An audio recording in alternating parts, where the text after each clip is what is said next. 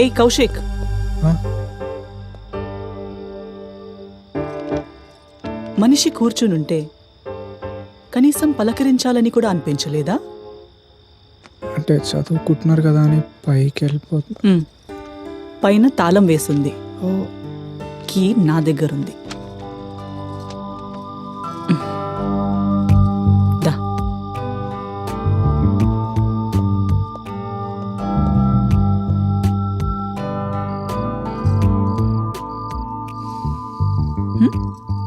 దా ఉమ్.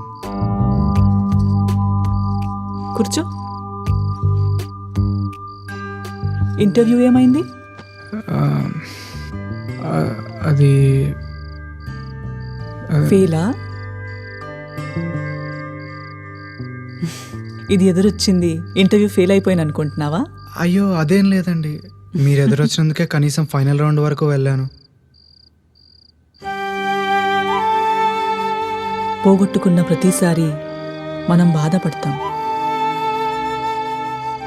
కానీ దేవుడు మనకు ఇంకా బెటర్ ఏదో ప్లాన్ చేస్తుంటాడని గెస్ చేయం. ఏమో, నీ టాలెంట్కి ఫ్యూచర్లో ఏదో ఇంకా బెటర్ ఆప్షన్ ఉందేమో. ట్రై చేస్తూ ఉండు.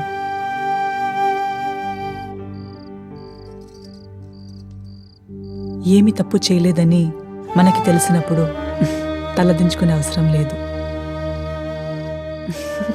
చూడు, నవ్వితే ఎంత బాగున్నావో. మరెందుకు ఎప్పుడు డల్గా ఉంటావు?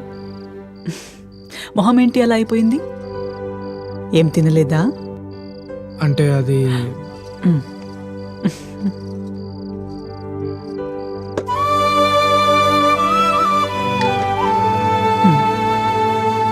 తీసుకో. తిండి దగ్గర మొహమాట పడకూడదు.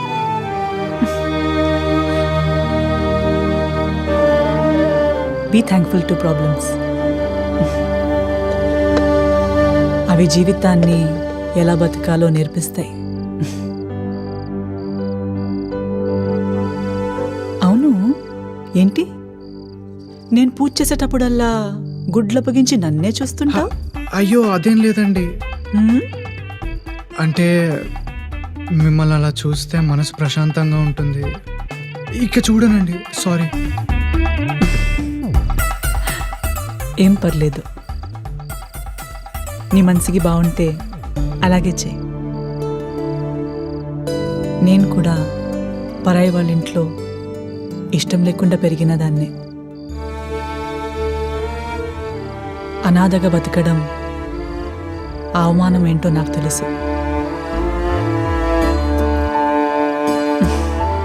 మీ పిన్ని బాబాయ్ వాళ్ళు మంచివాళ్లే, కానీ కాలంతో పాటు అడుగులు వేస్తున్నారంతే. వాళ్ళ నుంచి అంతకన్నా ఎక్కువ ఎక్స్పెక్ట్ చేయకు. I understand your feelings. Thank you అండి. ఎందుకు? చూసుకోవచ్చానందుక? అదేం కాదండి. చూడమన్నాను కదా అని మరీ కొరికేసేలా చూడకు. పెళ్ళైన ఆడవాళ్ళని మరీ అంతలా చూస్తే బాగుండదు తెలుసా? వెళ్ళు, బుద్ధిగా చదువుకో. లైఫ్లో సెటిల్ అయితే ఏం కావాలన్నా చేసుకోవచ్చు. ఏయ్ ముద్దు, కీ లేకుండానే తాళం తీసేద్దాం అనుకుంటున్నావా?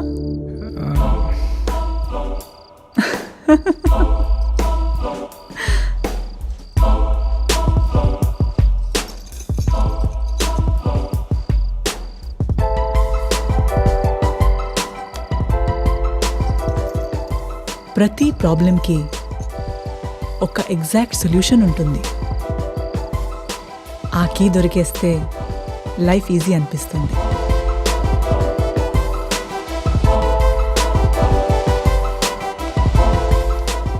క్లాస్ పీకానా?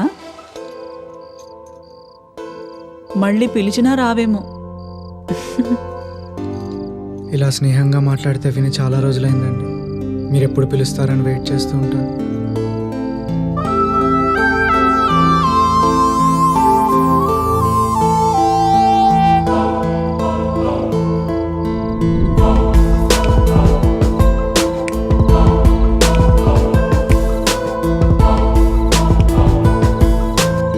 రోజులని భరించాలి ఈ దరిద్రాన్ని? Show. Once upon a time, there lived a పాపమే. snake charmer in మనం ఎంత తిట్టినా మన ఇంట్లోనే ఉంటున్నాడంటే మన అవసరం వాడికి ఉన్నట్టే కదా. అయినా వాడు రోజు ఇంటర్వ్యూకి వెళ్తున్నాడు కదా, ఏదో ఒకటి తగిలి త్వరలోనే ఏ వెళ్ళిపోతాడు. పని చెప్పినా సరిగా చేసి చావడు. వీడిని చూసి మన అబ్బాయి కూడా చెడిపోతాడు. తర్వాత నీ ఇష్టం. చెప్పాల్సింది నేను చెప్పాను. ఊరుకోవే, వింటే బాధపడతాడు. పద. ఉమ్. మీరు మీకు తెలిసిన వాళ్ళందరినీ బ్లడ్ డొనేషన్ అని తీసుకెళ్ళిపోతే వాళ్ళు ఏమనుకుంటారు? కౌశిక్, నిన్ను అడిగేగా తీసుకెళ్ళాను. అయినా 6 monthsకి ఒకసారి బ్లడ్ డొనేట్ చేయడం చాలా మంచిది. ఇంకొకరు ప్రాణం ఇచ్చిన వాళ్ళం అవుతాం. అవునండి, అన్నయ్య గారు చెప్పాకే నాకు చేయాలనిపించింది. సి మంచిదే గాని చూడు, నీ హెల్త్ కూడా నువ్వు చూసుకోవాలి కదా. ఎంత వీక్గా ఉన్నావు. తిను.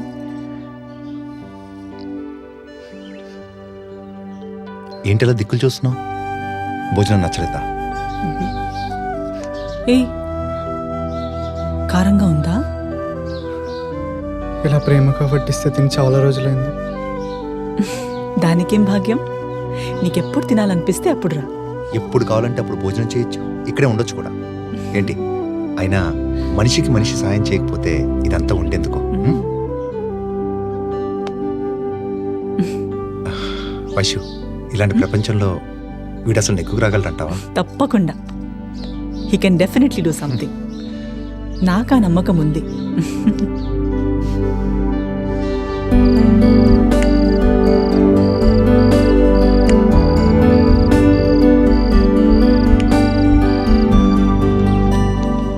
నీ ప్రతి ఇంటర్వ్యూలో పబ్లిక్ స్పీకింగ్కి చాలా తక్కువ స్కోర్ వస్తుంది.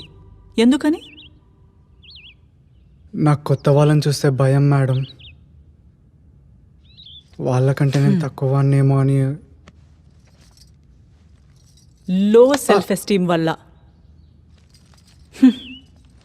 విన్స్టన్ చర్చిల్ తెలుసా? ప్రపంచ యుద్ధం టైంలో ఇంగ్లాండ్ పిఎం. చాలా గొప్ప ఒరేటర్. పబ్లిక్తో చాలా బాగా మాట్లాడేవారు. అతని టెక్నిక్ ఏంటో తెలుసా? అతను స్టేజ్ మీద మాట్లాడేటప్పుడు అక్కడున్న ఆడియన్స్ అందరినీ నగ్నంగా ఊహించుకునేవాడు. అందరూ తన ముందు వల్నరబుల్గా కనిపించేసరికి చాలా ధైర్యంగా మాట్లాడేవాడు. నువ్వు కూడా ఒకసారి ట్రై చేయి. చాలా కాన్ఫిడెంట్గా మాట్లాడగలవు.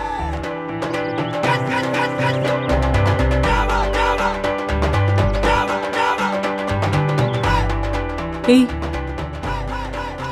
ఏమైంది? మాటలు రావట్లేదు మేడం. అలా ఊహించుకొని ట్రై చేస్తుంటే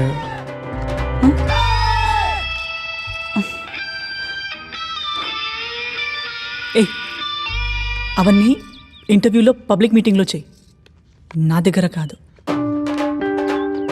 పిల్లోడివే కాదు, అల్లరోడివే. Sorry madam. నాకెందుకో నీ స్పీకింగ్ స్కిల్స్ కన్నా నీ డ్రెస్సింగ్ సెన్స్ మార్చేస్తే బాగుంటుంది అనిపిస్తుంది. మేడం, అది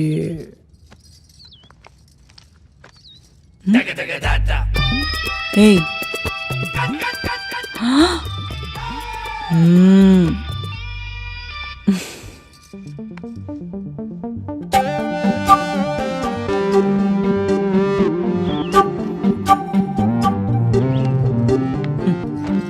ఈ షర్ట్ మీ అన్నయ్యకి ఆన్లైన్లో ఆర్డర్ చేశా. సైజ్ తేడా వచ్చింది, కానీ బాగుంది కదా అని ఉంచేశా. నీకు సరిపోతుంది, వేసుకో. వేసుకో. ఓ, మీరు సిగ్గా? పోనీలే, నేను కాఫీ పెట్టుకుని వస్తా, నువ్వు ఈ లోపు మార్చేసి.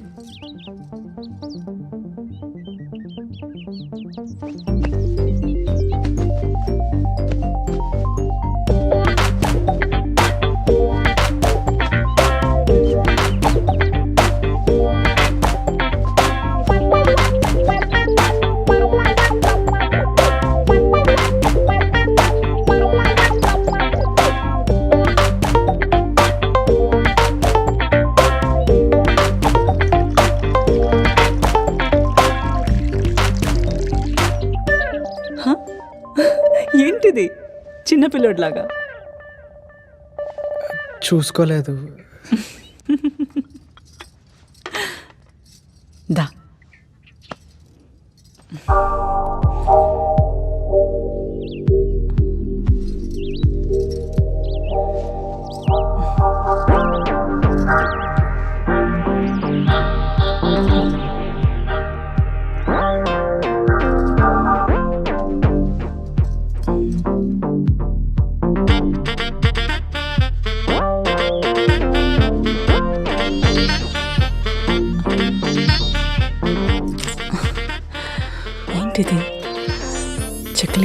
ఉంది.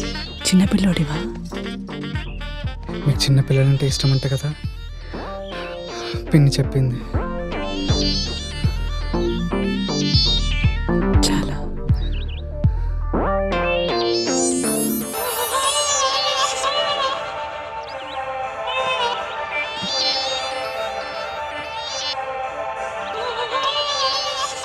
మరి పెళ్ళై 4 ఏళ్ళు అవుతున్నా మీకెందుకు పిల్లలు లేరు?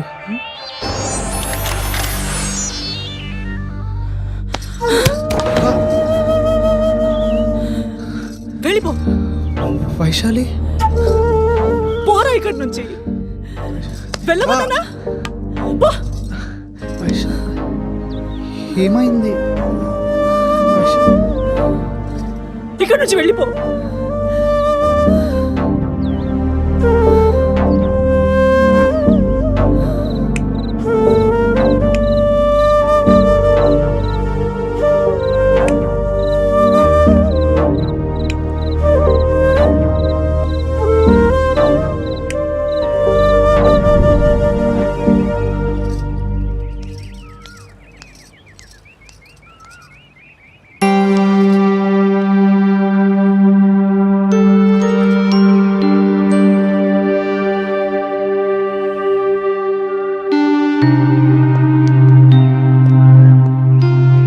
కాఫీ తాగావా? రా.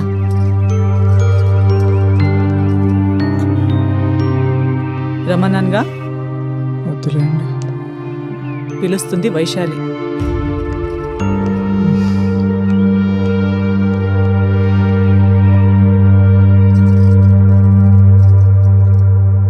కోపమా? వచ్చింది, నాకు తెలుసు. అదేం లేదండి, మీరు ఎందుకు అలా అన్నారో తెలియక. నేనేదో ఒకటి అంటాను, అది మనసులో పెట్టుకోవాలా? మీకు ఎందుకు కోపం వచ్చిందో తెలియలేదండి. ఏయ్, ఇలా పిలిచి నన్ను దూరం పెట్టుకో. వైషు అని పిలవచ్చు కదా. వద్దులేండి మేడం. నా కర్మ, తప్పైపోయింది బాబు.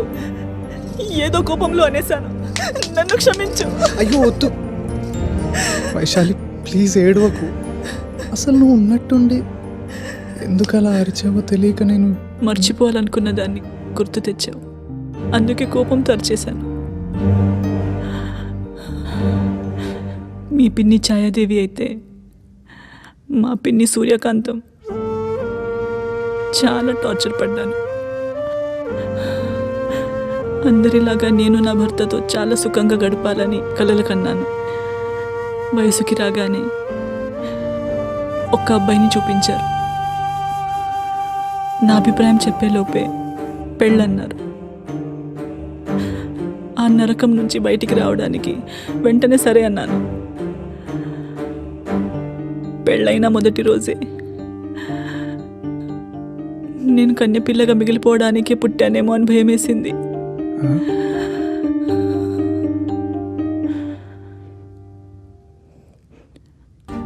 అర్థం కాలేదు కదూ?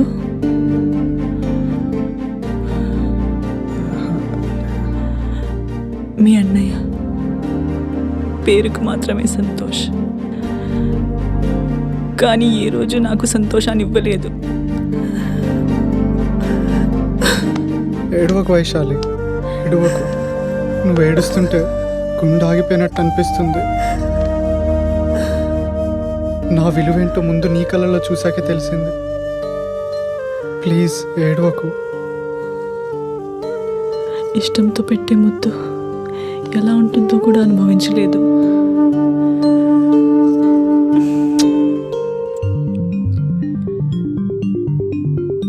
నువ్వు నిజంగా చిన్నపిల్లోడివే.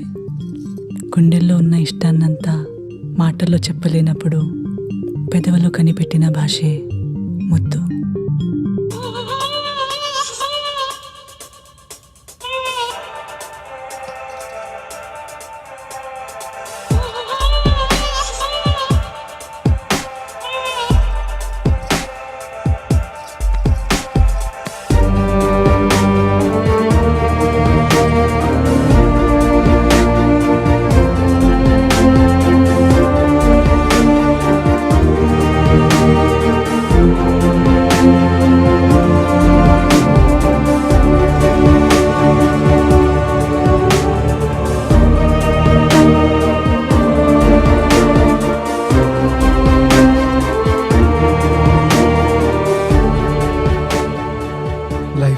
నాతో ఈ భాషలోనే మాట్లాడాలని ఉంది.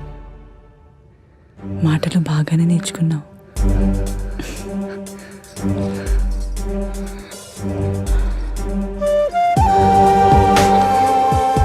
నువ్వే చెప్పావుగా ధైర్యంగా మాట్లాడాలంటే నగ్నంగా ఊహించుకోవాలని.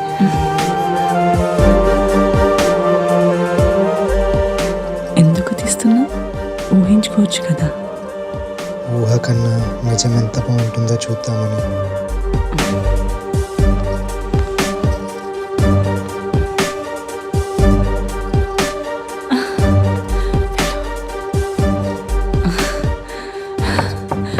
ఫ్రీగా ఉన్నప్పుడు కాల్ చేస్తా. అమ్మ రమ్మంటుంది. వెళ్ళు